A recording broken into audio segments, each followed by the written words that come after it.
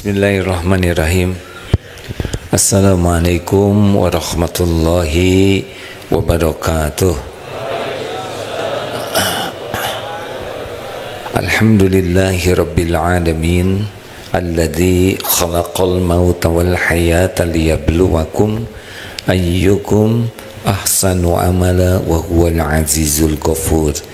Allahumma salli ala sayyidina Muhammad wa ala alihi wa ashabihi ajma'in. Ya Allah, berkahi majelis ini. Engkaulah yang menciptakan kami, Engkau yang mengislamkan kami, Engkau yang mengumpulkan kami, Engkau yang memberi keselamatan kepada kami. Alhamdulillah ya Allah, jadikan pertemuan ini menambah keyakinan kami kepadamu, mentambah amal soleh kami mengabdi padamu. Jadikan pertemuan ini menghapuskan dosa dan aib, menjadi bekal sisa umur kami istiqomah, menjadi bekal akhir hayat kami husnul khotimah. Taqabbal minna ya karim, innaka antas samiul alim. Ya Allah, kami berlindung kepadamu dari niat yang salah, dari ilmu yang tidak manfaat, dari doa yang tidak engkau ijabah, dari amal yang tidak engkau terima.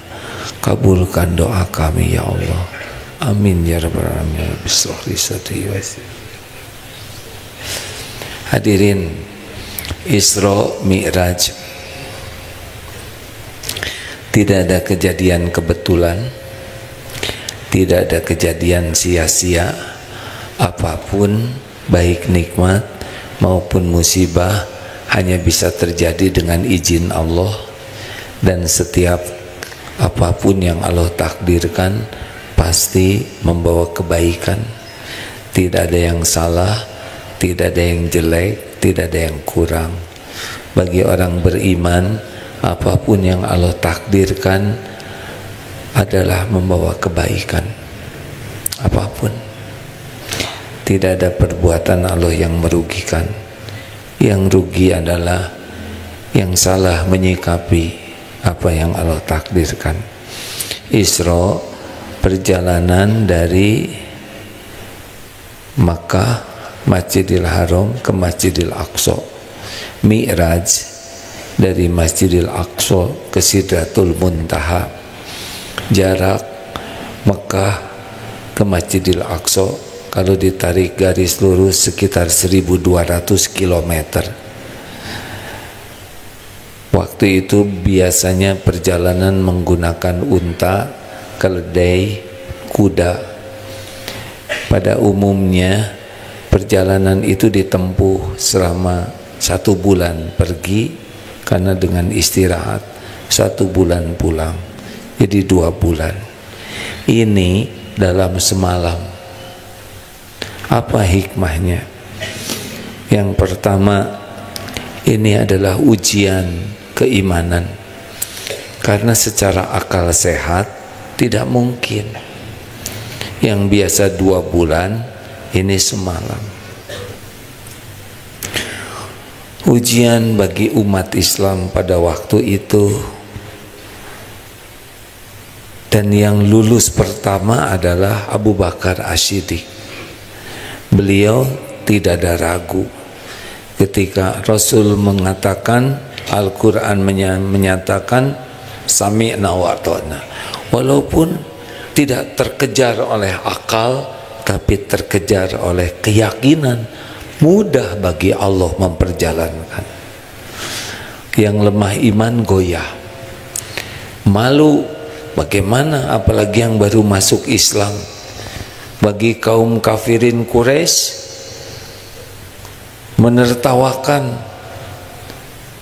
dengan berbagai perkataan tidak baik, karena bagi mereka ini kesempatan ini untuk membuli. Tidak mungkinlah, apalagi saat itu umat Islam dalam keadaan masih sedikit lemah, masih dalam ancaman. Rasulullah sendiri dalam keadaan sulit begitu, tetap tetap beliau tidak ragu menyampaikan kebenaran dengan konsekuensi ditertawakan, didustakan, tidak dipercaya. Tapi karena yakin kebenaran, tidak ada yang menghalangi. Nah, seperti itulah hikmahnya. Umat Islam sekarang juga lihat Isra Miraj, ada yang setengah hati, tapi bagi yang beriman ini pasti mudah bagi Allah. Iman itu akan menentukan seseorang hidup bahagia atau tidak, tergantung tingkat keyakinan. Iman itu menentukan akhlak seseorang mulia atau tidak. Makin kuat iman, langsung berubah akhlak jadi bagus. Dan iman itulah yang menjadi pertanda diterima tidaknya amal seseorang. Karena makin kuat iman, makin ikhlas. Makin kuat iman, ingat baik-baik, kalau ingin hidup bahagia langsung pikirannya dua, satu iman, dua amal soleh. Tidak ada bahagia hanya karena uang, tidak. Dunia ini harta, gelar, pangkat, jabatan, kedudukan, popularitas sama sekali bukan sumber kebahagiaan, tidak. Makanya sekuat tenaga tingkatkan iman, minta kepada Allah supaya iman kita dikuatkan. Cari terus ilmunya, terutama ilmu tauhid, ma'rifatullah. Dan kalau dapat ilmu, amalkan, sekuat tenaga amalkan. Dapat ilmu senyum, dapat ilmu sedekah, dapat ilmu nolong orang, tolong orang. Karena bertambahnya iman, karena kita mensyukuri ilmu yang ada. Ingat doanya bagaimana ba'da subuh, Allahumma inni as'aluka ilman nafi'an. Apa ilmu yang manfaat? Yaitu ilmu yang bisa mendampingi keseharian kita, aktivitas kita jadi manfaat. Jadi ilmu yang manfaat itu membuat langkah kita, makan, minum, ketemu orang, semuanya jadi pahala, jadi amal soleh. Itu ilmu yang manfaat. Kalau kita sibuk ke pengajian tapi tidak berubah, nah berarti ilmu yang didapatkan ilmunya manfaat, tapi bagi kitanya tidak manfaat. Karena Allah memberikan ilmu untuk diamalkan. Banyak ilmu tapi tidak mengamalkan. Ilmunya manfaat, tapi bagi dia tidak manfaat. Persis seperti keledai bawa buku, bukunya manfaat, tapi bagi keledai hanya beban. Ini penting teman-teman. Jadi kalau datang ke pengajian tuh harus ada yang dipegang, yang mau diamalkan. Pulang dari sini tuh pegang, saya mau mengamalkan ini. Jadi jangan sampai, mungkin tidak semua bisa diamalkan, tapi ada yang kepegang. Jadi setiap dapat ilmu, pegang. Allah akan menambah ilmu lainnya selain menambah iman. Kemudian mujahadah, kendalikan nafsu. Karena nafsu itu diri yang ada kecenderungan berbuat baik, berbuat buruk. Kalau hawa itu bawaannya berbuat buruk. Kalau nafsu kecenderungannya bolak-balik gitu ya. Nah, kita harus latih terus. Kalau nafsu ini bisa dilatih, kalau hawa abaikan. Karena cenderungannya membawa kepada keburukan. Nah, yang kedua, jangan lupa, jangan salah gaul ya. Karena teman itu menentukan iman kita. Kalau kita berteman dengan yang banyak ngomong sia-sia, udah pasti rontok iman kita. Orang yang senang maksiat, maksiat. Orang yang senang zina, zina. Orang yang senang nyuri, nyuri. Yang senang mabok, mabok. Jangan salah milih teman. Tidak apa-apa kita sedikit teman, tapi temannya benar. Apa ciri teman yang baik? 3. 1, kalau kita ketemu kita jadi ingat Allah, karena obrolannya, pikirannya membuat ingat Allah. 2, kalau kita ngobrol, dengar perkataannya, ilmu kita nambah. Ilmu sangat penting, ilmu yang manfaat.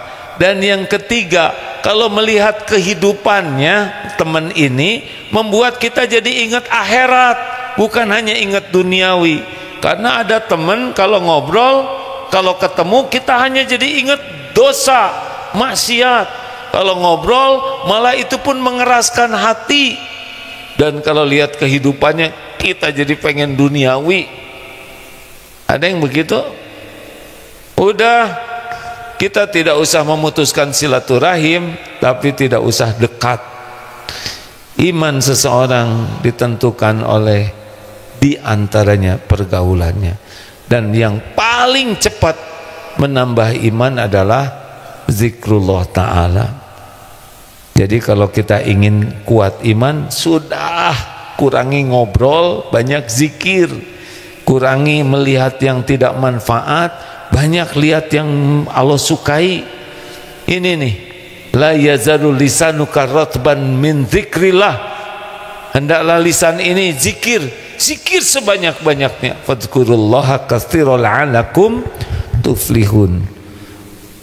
Fadhkuruni adzkurkum, maka ingatlah padaku, aku ingat padamu. Cukup bagi kita diingat Allah, ya, diingat penguasa semesta alam. Allah tahu kita lagi zikir, lagi tidak zikir, lagi ingat Allah, lagi tidak ingat, Allah tahu. Siapapun yang zikir, maka Allah lah yang menguatkan iman kita. Silahkan ngobrol, obrolan yang jadi zikir. Dua, apa hikmah yang kedua? Jadi pada waktu Isra Mi'raj itu disebutkan oleh sebagian ulama, ini adalah bukti Allah tidak menyia-nyiakan kesabaran, dan sabar itu pasti berbuah karunia besar. Wa basyiris sabirin amul khuzn. Jadi pada waktu itu disebut tahun kesedihan. Rasulullah, istri beliau Khadijah radhiyallahu anha wafat. Sedih sekali karena Khadijah inilah yang betul-betul menjadi orang pertama yang membenarkan ketika Rasulullah mendapatkan wahyu. Menghabiskan hartanya waktu di blokade, di boikot, habis harta Khadijah ini dibagikan untuk perjuangan. Sesudah itu wafat Abu Thalib, paman beliau. Abu Thalib inilah yang menjadi benteng syariatnya sehingga orang-orang musyrikin tidak sembarangan menganiaya.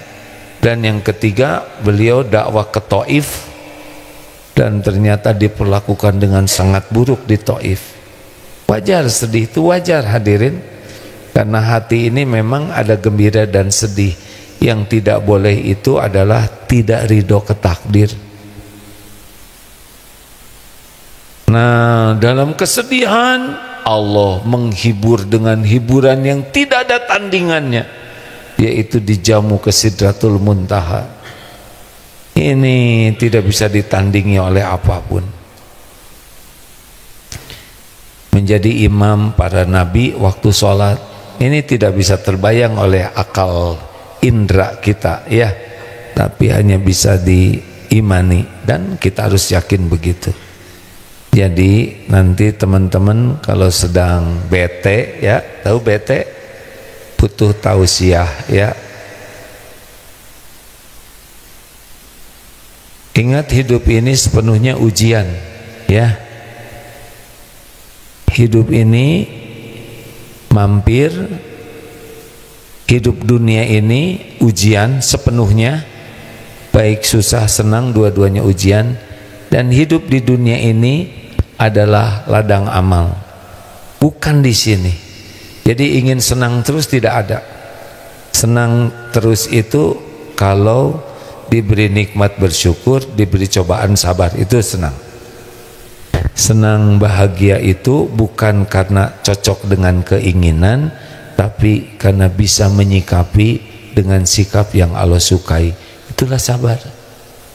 Sabar ada berapa tempat? Satu, sabar ketika santri. Satu, sabar ketika sabar terberat apa?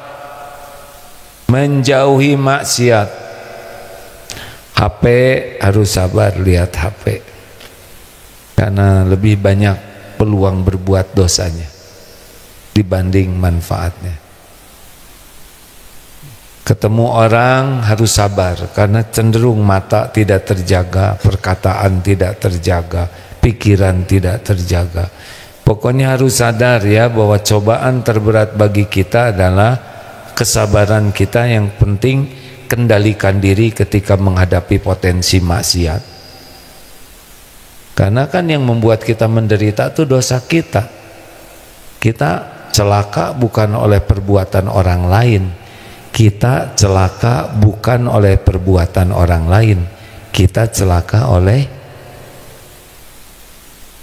perbuatan Israel lagi. Oleh siapa? Kita celaka oleh in ahsantum ahsantum li anfusikum wa in asatum falaha. Tidak ada yang membuat kita gelisah syariatnya selain diundang oleh dosa. Tidak ada bertubi-tubinya kepahitan, kesusahan, kecuali yang mengundang dosa kita. Makanya sabarlah untuk menjauhi maksiat. Maksiat itu sepertinya menyenangkan, aslinya menyengsarakan. Yang kedua, sabar apa? Sabar ketika taat. Alarm bunyi jam berapa? Jam 2 terlalu soleh itu buat yang asli jangan terlalu ketinggian solehnya. Baru ngaku berapa?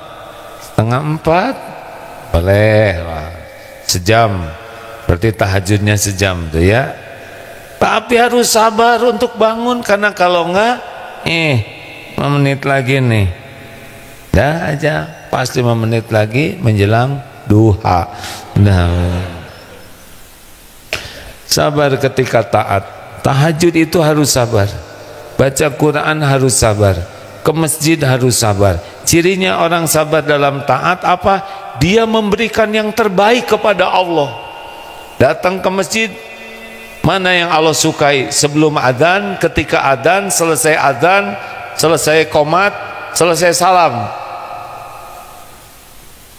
Tapi berat kalau datang ke masjid lebih awal, kita bisa tahiyatul masjid, kita bisa pilih saf yang paling utama, kita bisa menjawab adzan, kita bisa doa saat mustajab ketika usai adzan, kita bisa sholat sunnah qobla, kita bisa menunggu qomat dengan doa karena itu saat mustajab. Tapi yang datang ketika qomat tidak dapat itu.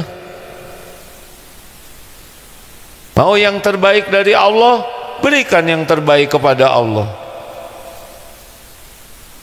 Sedekah harus sabar. Kalau enggak, ada 10 ribuan dua, yang satu bagus, yang satu lepet. Yang mana? Yang dimasukkan jujur. 3 lembar, ternyata yang satu, yang ketiga ini robek. Jadinya yang mana? Nah, sudahlah, harus sabar, pilih yang terbaik. Itu sabar. Yang ketiga apa? Menghadapi musibah. Ya, musibah itu bagian dari cara Allah menggugurkan dosa. Kepahitan itu bagian dari cara Allah memberikan pahala yang tidak terkejar oleh ibadah kita. Allah ingin ngangkat kita ke derajat segini. Sholat tidak khusyuk, ngaji jarang, sedekah pelit, dosa banyak, tapi oleh Allah akan diangkat. Ya sudah, dikasihlah kepahitan, dihina, difitnah, kekurangan uang, ketipu, sakit, ambeien, jerawat, PHK, apa saja. wabasyiris sabirin, berikan kabar gembira. Nikmati ujian tersebut ya, karena di sanalah saat Allah membersihkan dosa. Saat itulah Allah memberikan pahala yang mungkin tidak terkejar oleh sholat kita yang jelek. Jadi nggak usah rewel, ada waktunya nanti ya. Yang keempat, sabar apa? Pintar, sabar menghadapi perkataan teman yang di sebelah saya gitu. Ya, sebetulnya ini tambahan. Siapapun yang masuk ke dalam dunia dakwah harus punya sabar yang keempat ini. Sabar menghadapi perkataan orang lain. Harus sabar. Karena pasti akan ada yang tidak suka kepada kita, pasti. Nabi aja yang sempurna akhlaknya, niatnya, amalnya, ada yang menghina, memfitnah, apalagi kita yang hina asli. Benar? Sabar, ingat ya, latih terus. Nanti perkataan istri, perkataan suami, perkataan orang tua, perkataan guru, perkataan teman, perkataan orang-orang sembarangan di jalan, akan ada kita diuji dengan perkataan yang tidak enak. Bagaimana jawabannya? Wa idza khatabahumul jahiluna qalu salaman. Al-Furqan 63 ya. Siap ini? Kayak nggak siap. Saya jadi nggak sabar nih.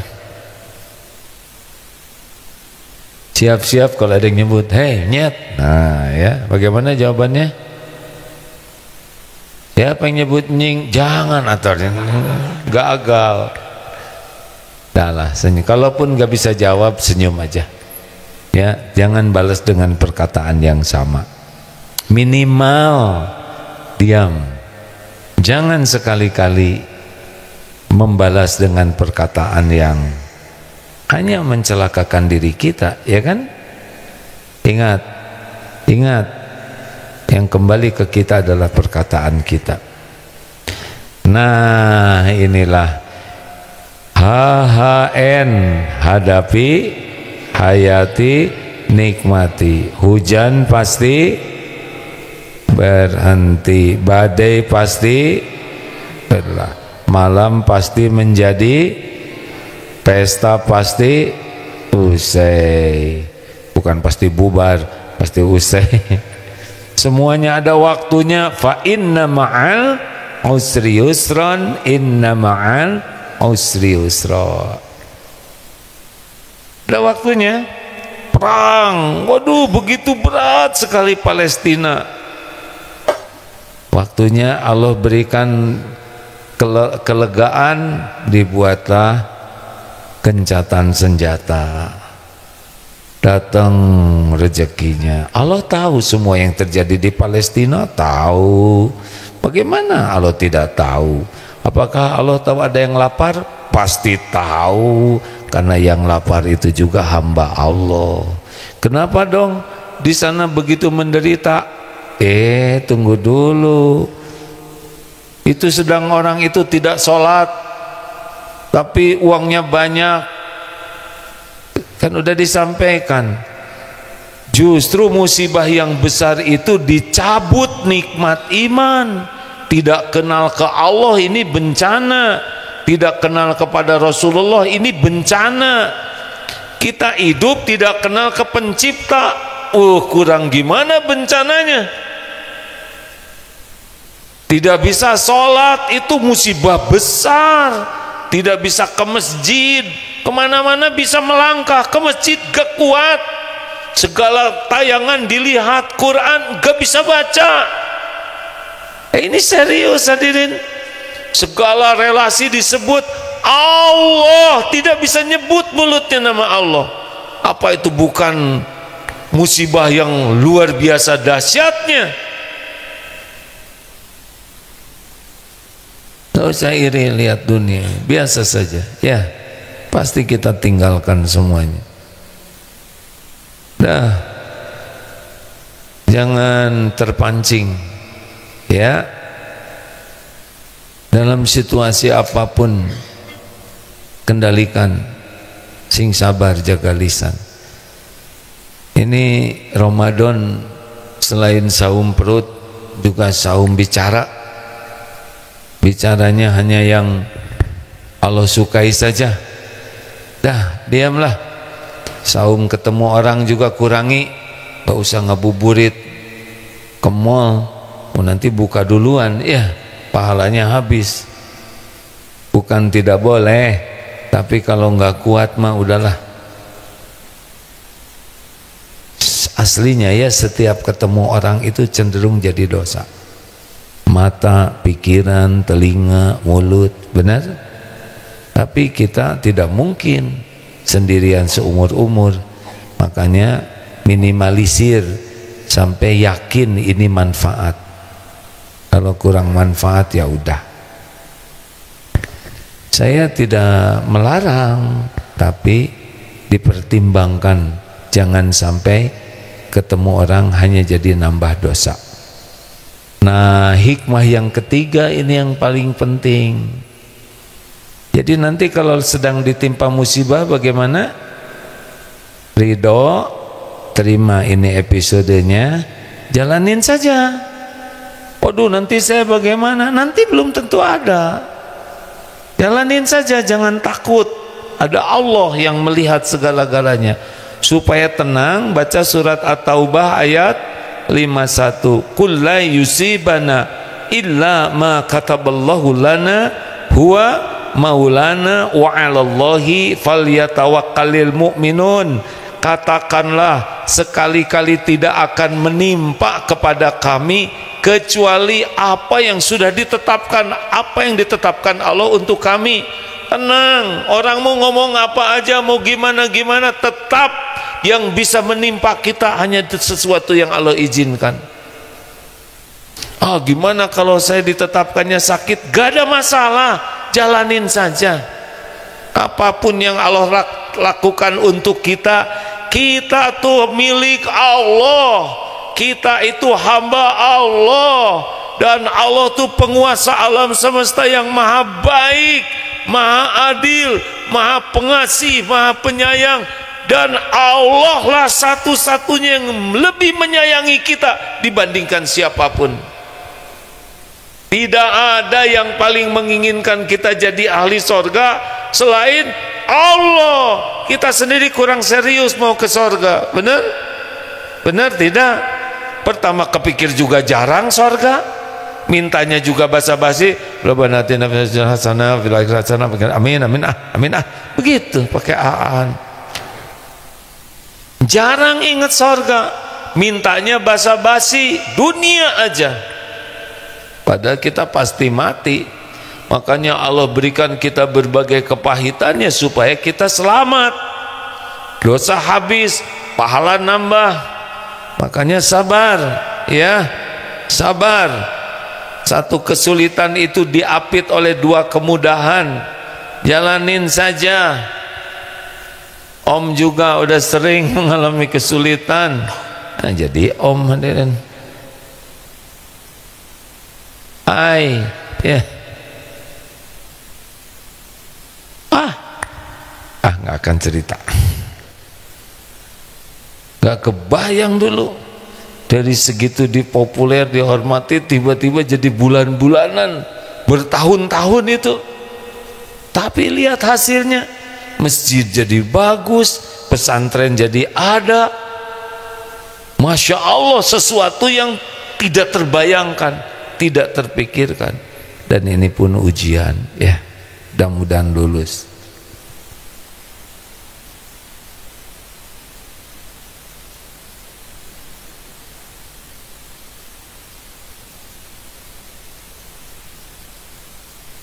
Sebaiknya jangan digoyang-goyang, badan ini bisa diijabah, ya kan? Nanti jadi goyang terus seumur hidup, mau begitu? Karena setiap kali kita bergoyang, yang lain pada lihat, betul? Yang di belakang kasihan jadi ikut goyang. Dan setiap yang kita lakukan itu pasti akan harus dipertanggungjawabkan. Lanjut. Sholat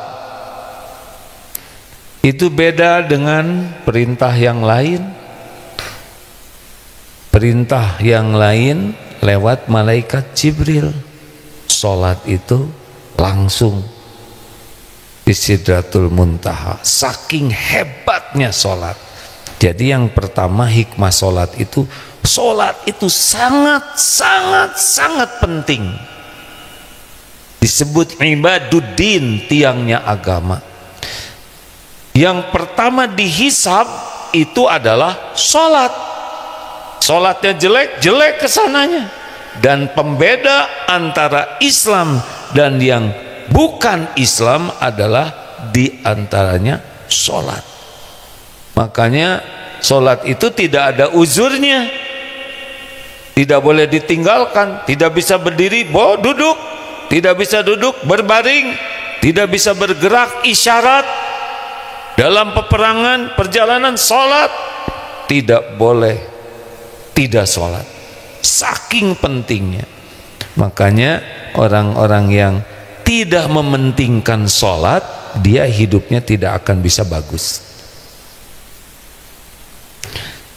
Jangan bermain-main ya dengan sholat, karena sholat itu kita lakukan sholatnya bagus, maka Allah yang melihat kita sholatnya bagus, Allah akan memperbagus urusan kita. Yang kedua, sholat itu mi'rajnya orang beriman. Jadi kan kalau harta, gelar, pangkat dibagikan sesuka Allah, beda-beda ya. Mau Islam tidak Islam sesuka Allah saja. Yang mau Allah kasih kaya, mau yang dikasih sedikit. Tapi orang bisa bahagia dekat dengan Allah itu sholat intinya. Karena saat terdekat seorang hamba dengan Allah itu waktu sujud. Maka teman-teman sekalian, ingin kuat iman, perbaiki sholatnya. Allah tahu sholat kita bagus tidak, Allah tahu wudunya main-main atau tidak, Allah tahu semua yang kita lakukan. Rasulullah itu sangat menikmati sholat. Nanti ya di penghujung ceramah ini kita bahas gimana supaya sholat kita enak. Tapi yang jelas harusnya dikit-dikit sholat, sedih sholat, bahagia sholat, cemburu sholat, punya keinginan jengkel sholat. Pokoknya kalau orang sudah dikit-dikit ingin sholat, itu udah kedekatan dengan Allahnya beda dibanding dengan yang berat sholat. 3, wasta'inu bis-sabri was-shalah. Jadi Allah menjadikan sabar dan sholat itu pintu pembuka pertolongan Allah. Makanya teman-teman sekalian, kunci sholatnya yang khusyuk itu kan takbir. Allahu Akbar, Allah Maha Besar. Udah selesai itu, langsung hilang semua. Urusan apapun hilang, gak ada. Dunia hilang, istri hilanglah dalam sholat ya. Suami hilang, hutang juga hilangin dulu waktu sholat. Pokoknya kalau Allahu Akbar, Allah Maha Besar, segala-gala selain Allah tidak ada apa-apanya, tinggalkan, lepaskan. Coba kalau takbirnya bagus dan tiap takbir bagus, nanti kan masuk lagi tuh takbir, hilang lagi, tendang saja tuh dunia tuh.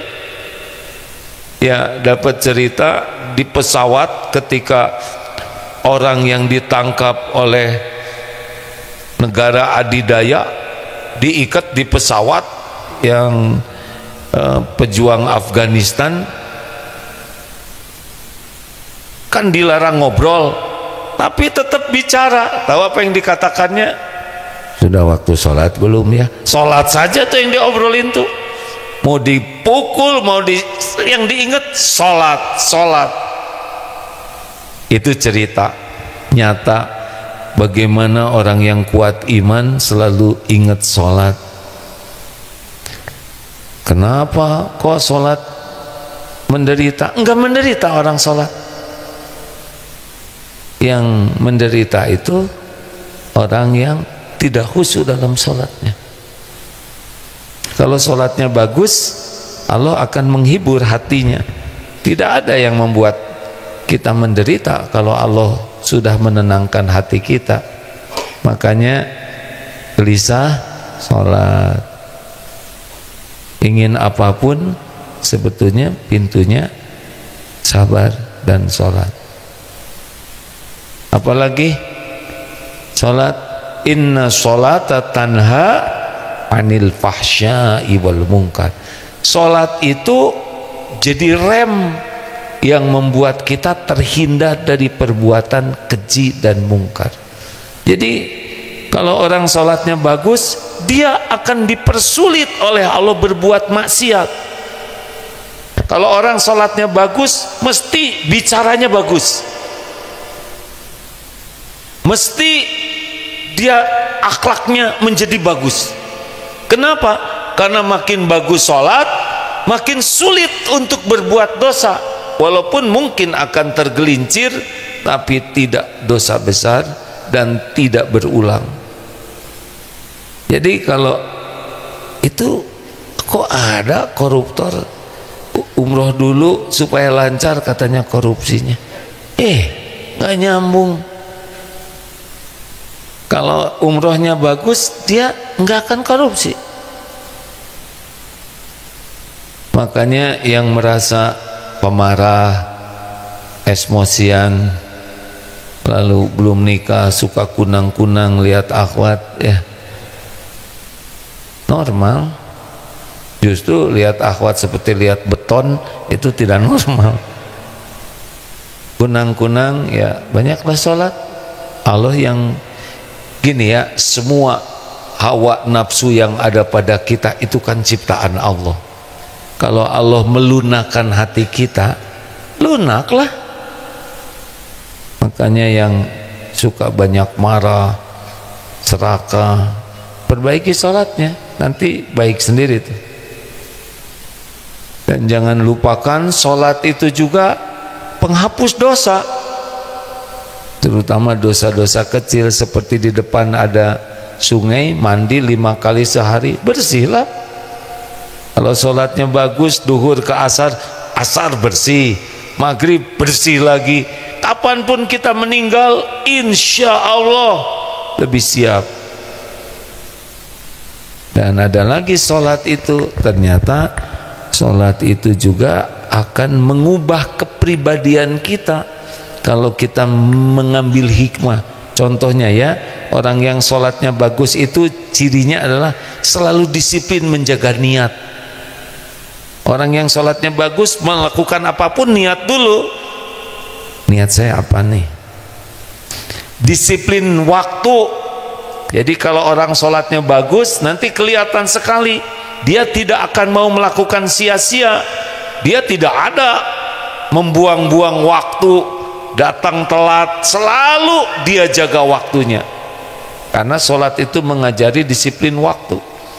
Orang yang sholatnya bagus, disiplin bersih, bersih pikirannya, selain bersih jasadnya, bersih dari harta haram, bersih dari makanan yang tidak halal, perkataannya bersih, pakaiannya bersih, karena baju gosok tidak diterima.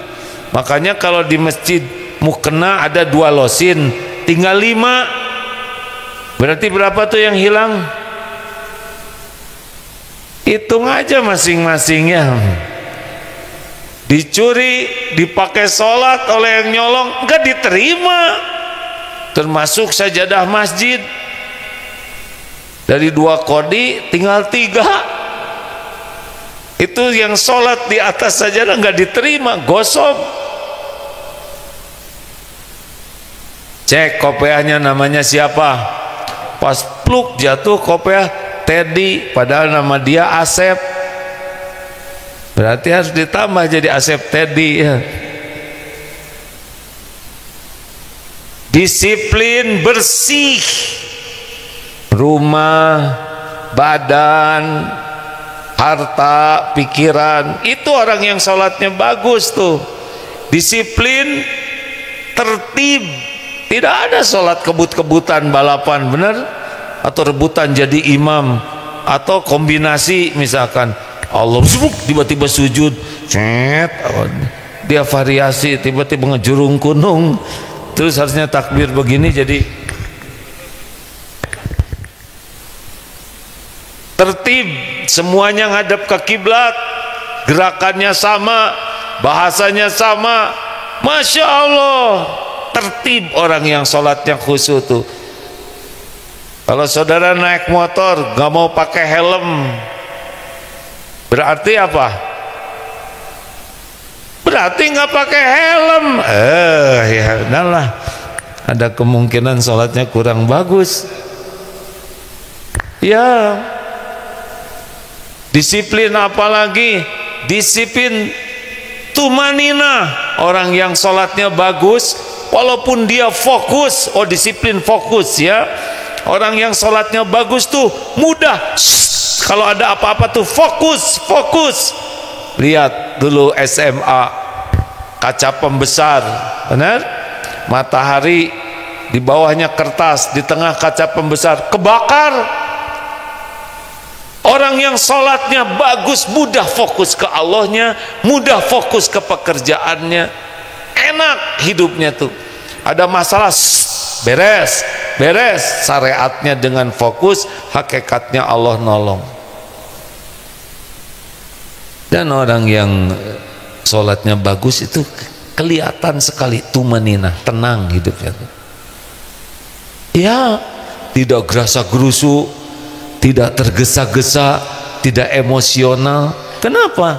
Karena memang buah dari orang yang sholatnya berkualitas itu pribadinya tenang. Ada qad aflahal mu'minuna alladzina hum fi sholatihim khashi'un. Amat sangat beruntung, bahagia orang yang beriman, alladzina hum, yaitu orang-orang yang dalam sholatnya khusyuk. Jadi orang sukses dunia akhirat, bahkan masuk surga apa tuh? Firdaus ya itu ya. Firdaus adalah yang khusyuk dalam sholatnya. Ini yang pertama nih, ciri orang beriman, alladzina hum fi sholatihim khashi'un walladzina hum anil laghwi mu'ridun. Tempelannya sesudah itu meninggalkan segala perbuatan perkataan sia-sia.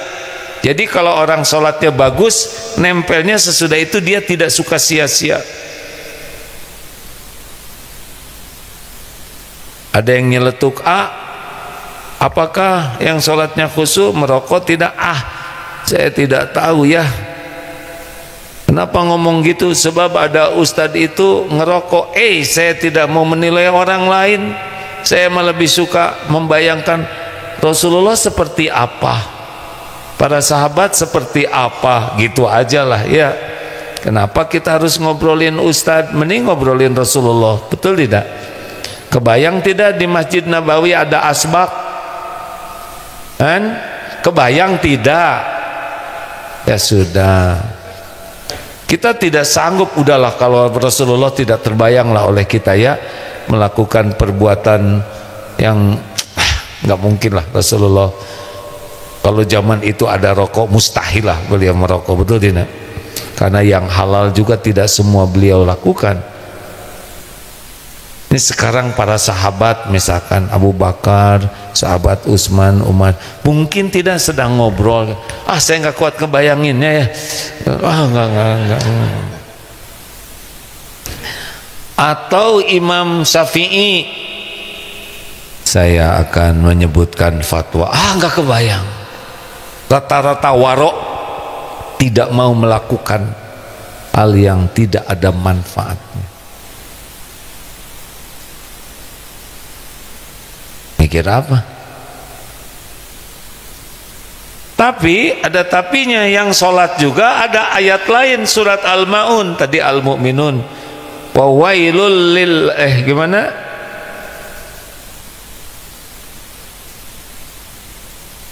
Wa wailul lil musallina alladzina hum an sholatihim sahun.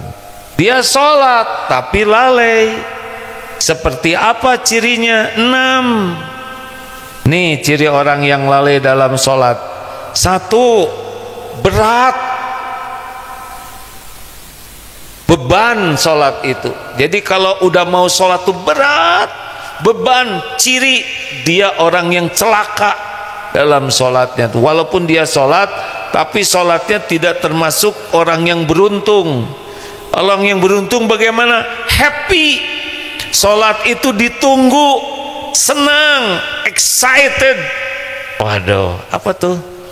Ya, dilarang merokok ya. Kalau udah mau sholat itu, begitulah ya, senang sekali, karena dia akan bersujud kepada Tuhannya, penggenggam, penguasa jagat semesta yang maha hebat, penguasa segala-galanya, penentu segala-galanya. Senang sekali. Beda dengan yang celaka tadi, berat, dan dia suka nyeletuk begini, baru juga duhur, udah asar lagi, gitu. Ciri-ciri jengkel. Apalagi kalau subuh jam 4, subuh pagi bener, gitu. Sebetulnya tinggal disambar petir aja tuh. Kalau Allah mau gampang, cuma Allah maha pengampun, maha sabar. 2, riya.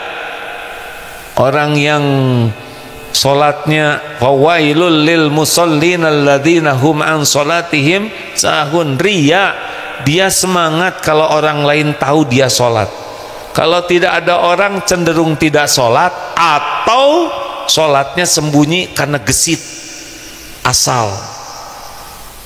Tapi kalau ada atasan, dia cepat mendampingi atasan walaupun tidak sempat wudhu.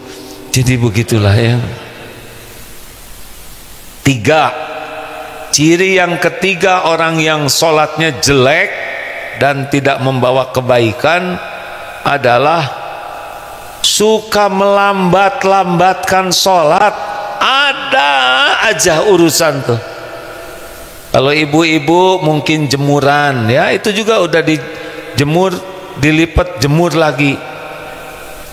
Masak belum mateng, nyapu belum beres, terutama ini grup teman-teman pengajian belum dibales ini, atau nunggu paket bisi lagi sholat datang, ada alarm takut nggak khusyuk, mending diakhirkan aja gitu. Rapat ada aja. Tentu saja ada juga yang boleh ditunda, bukan dihilangkan sholatnya ya, kalau alasannya syar'i. Misal lagi operasi azan, maaf ya, apalagi itu lagi cabut gigi, kata dokter maaf ya, sholat tepat waktu, maaf aja itu. Atau polisi lalu lintas, ada ayo apa atuh macet di mana-mana. Ya maksudnya bijaklah ya, sholat tepat waktu itu keutamaan. Nah, amalan yang dicintai Allah adalah as-sholatu ala waktiha, sholat tepat waktunya. Nah, tepat waktu itu bukan datang waktu sholatnya, yang lebih baik kita lebih siap lebih awal supaya tepat waktu. Apalagi ciri orang yang sholatnya belum baik, cepat, gesit, tangkas, selesai dengan waktu tempo sesingkat-singkatnya, karena sudah terlatih, katanya gitu. Enggak ada, harusnya bagaimana? Tumanina. Begini nih cirinya ya, Allahu Akbar. Nah gitu udah nggak ada ruknya tuh. Harusnya kan Allahu Akbar, hadir seperti orang buka brankas, ceklek, Bismillahirrahmanirrahim. plak. Alhamdulillahi rabbil alamin. Dapat. Nah, kalau orang yang tidak tumanina enggak. Bismillahirrahmanirrahim. Ya Allah samad. Amin. Udah belum ya? Udahlah. Ciri-cirinya dia udah ruku ya kan? Tadi kan sama-sama awalnya. Ayo ingat. Oh iya, Allahu Akbar gitu sendiri. Nanti ciri lainnya adalah sujudnya seperti ayam matuk beras. Allahu Akbar, Allahu Akbar, Allahu Akbar, Allahu Akbar. Atahiyatun barakatuh salawatu tayyibatu lillah assalamualaikum warahmatullahi wabarakatuh. Astagfirullahaladzim, astagfirullahaladzim. Assalamualaikum, assalamualaikum, assalamualaikum, assalamualaikum, assalamualaikum.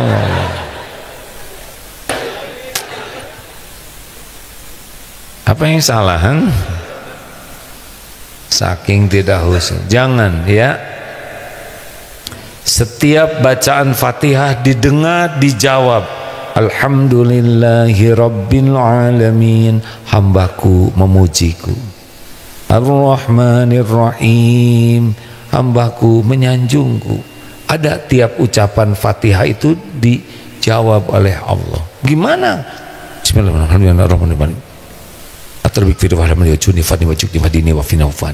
Apaan? Itu doa. Ampuni saya ya Allah, sayangi saya, cukupi, angkat derajat saya ya Allah, berikan saya rezeki yang halal berkah, tunjuki saya ya Rabb, selamatkan saya dan hapuskan semua jejak aib dan dosa saya. Coba dicepetin. Ampuni gak bisa. Atau cobalah nanti melamar ya, mau nikah, ngomong sama calon mertua, coba mau nikah sama kamu, kan sudah jelas hasilnya ya kan. Coba pinjam uang nanti ke koperasi minta duit, yang minta duit kembali calana segala. Atau ibulah minta sama suami, minta duit buat kosmetik, lipstik, sudah selesai itu urusannya ya kan. Nah, kita tiap sholat begitu ke Allah tuh, untung nggak disambar petir benar. Terakhir berapa?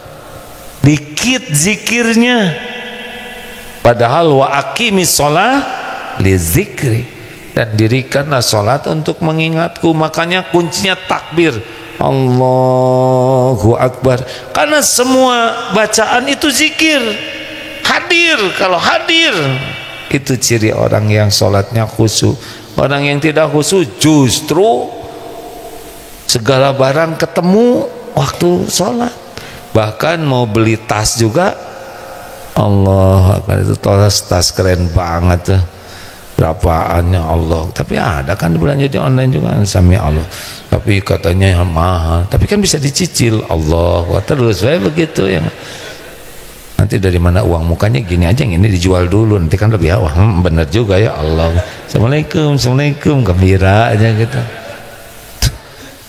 Allah tahu tuh. Duh, astagfirullahaladzim. Saya dulu pernah ditegur oleh guru ketika bisnis ayam. Itu mah ayamnya selama salatnya Allah, aduh laku berapa ayam sekarang. Bayangin, masa mulut takbir yang diingat peda ayam. Terakhir, sholat yang tidak kurang baik itu adalah malas berjamaah. Sedangkan orang yang sholatnya bagus itu TBM, tepat waktu, berjamaah di masjid, terutama lelaki ya. Sudah dengar lelaki yang jarang ke masjid disebut lelaki apa? Lelaki soleha?